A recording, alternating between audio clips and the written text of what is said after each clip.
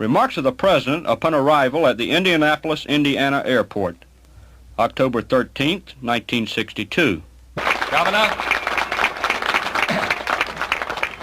Governor Welsh, Senator Hotkey,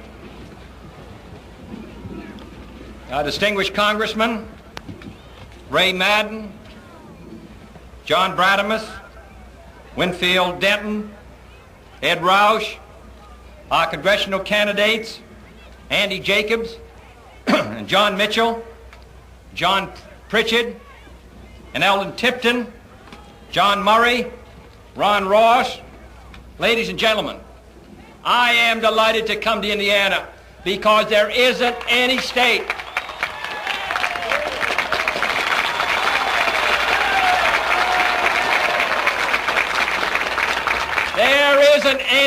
in the Union in this election that has the privilege of making a clearer choice. A clearer choice, especially for the United States Senate.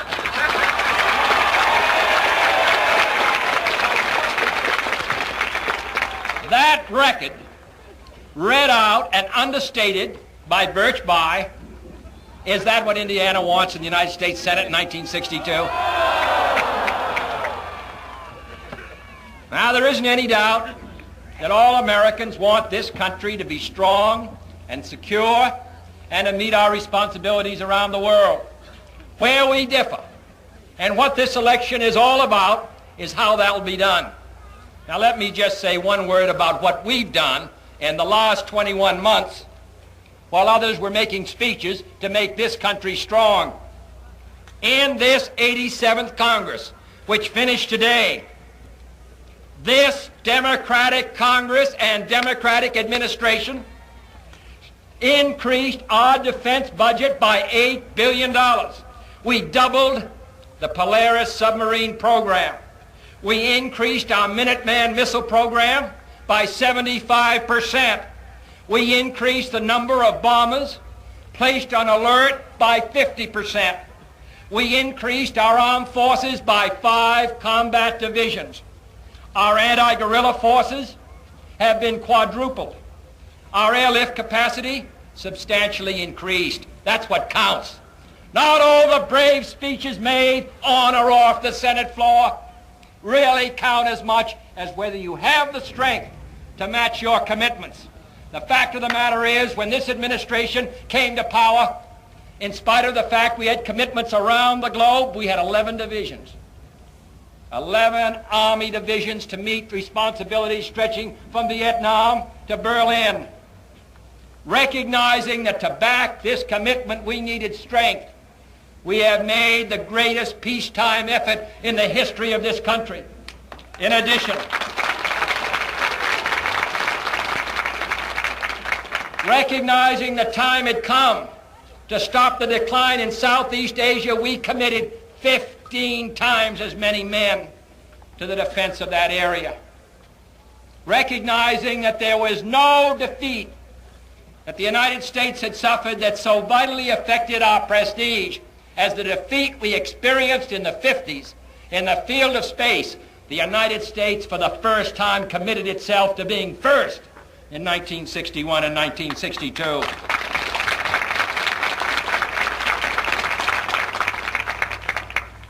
We are going to spend this year twice as much as it was spent from 1953 to 1960 combined in order to put us first. So that I think that when we decide what the United States should do to be strong, there is the record. But we get this strength not to fight wars if we can help it, but to wage the peace. And all these other programs, which Birch Bayh mentioned, the Peace Corps, the Disarmament Agency, the Alliance for Progress, our new trade bill, which can mean so much to this state, the farmers of this state and the industry of this state, and so much in tying Western Europe and the United States together. These are the programs vital to our interests and security. And where was the voice, the loud voice of Indiana senior senator on that occasion? He was voting no when it was necessary for this country to vote yes.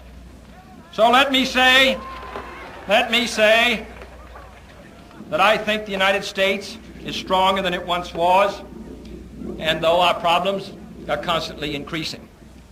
This is no time in 1962 for rash talk which strengthens the claims of our adversaries. This is no time for confused and intemperate remarks on the part of those who have neither the facts nor the ultimate responsibility. This is the time for men who talk softly, but who also carry a big stick. And this is the kind of man you have. He has served as a private in this nation's army and would do so again. But those self-appointed generals and admirals who want to send someone else's son to war and who consistently vote against the instruments of peace ought to be kept at home by the voters and replaced in Washington by someone who understands what the 20th century is all about.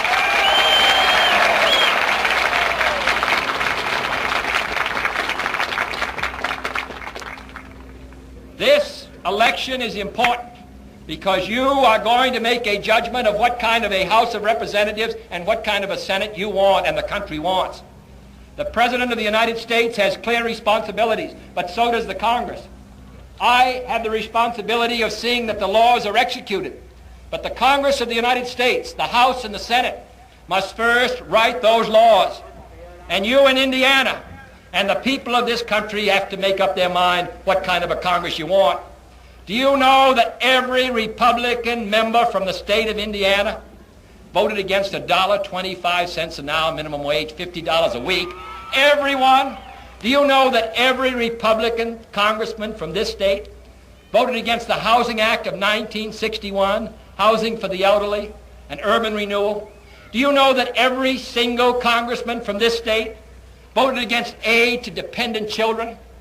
Do you know that every single congressman in this state voted against our feed grain bill, every Republican congressman, which has helped increase the farm income on average of every family farm in this state by 13%?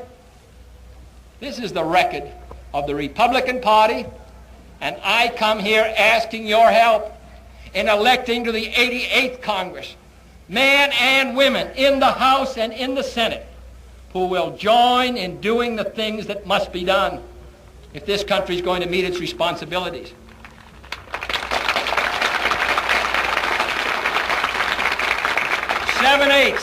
Seven-eighths of the Republican members of the Senate voted against medical care for the aged under Social Security. 85% of the Republicans voted against assistance to higher education. Where are your sons and daughters going to go to college in the next 10 years? There are going to be twice as many trying to get into your schools as there are today. We had a program to assist those schools and colleges, and it was defeated by 28 votes. Now, these are the issues which affect the security of the people of this state and country. This is not a political jamboree. This is a decision which all of us must make on November 6th as to whether you want a senator who votes no, whether you want congressmen who vote no, or whether you will join with us in strengthening the military strength of this country, strengthening us in space, giving greater opportunity to every American, building homes, building our cities, giving some security to our farmers. I read a survey the other day saying that some of the Indiana farmers were opposed to our farm program. Can you tell me what the Republican farm program is? I have waited for 22 months. I know what they're against, but what are they for?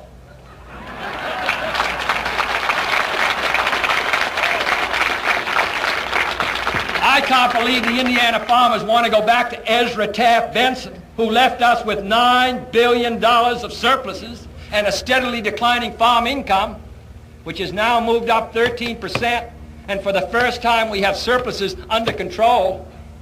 This is not an easy problem, and I'm sure there are as many solutions as there are farmers. But we have two choices now, the Republican solution and the Democratic solution. Ours, at least you can see. Theirs is mysterious and non-existent. And I hope the Indiana farmer will vote yes on November 6th and not go back to the days of Benson and low support prices. So this is a decision which is yours. I am not a candidate for office in 1962, but I do know how important it is after serving for 21 months, when I've seen issue after issue on which we've won by 3 or 4 votes or lost by 3 or 4 votes, how important it is that this vital great state in the center of our country have a United States Senator who stands for a recognition of the great and complicated needs of the leader of the free world, and not one who is opposed to anything that is done which is new, because it is new, in the same way that the Republicans opposed everything that was done in the 30s on which we so much depend, because once that was new. So I hope you'll come along in Indiana and send to the United States Senate Birch Bayh, and send these congressmen from the top of the state to the bottom who recognize that in 1962 there is only one way for the United States to go, and that is forward. Thank you.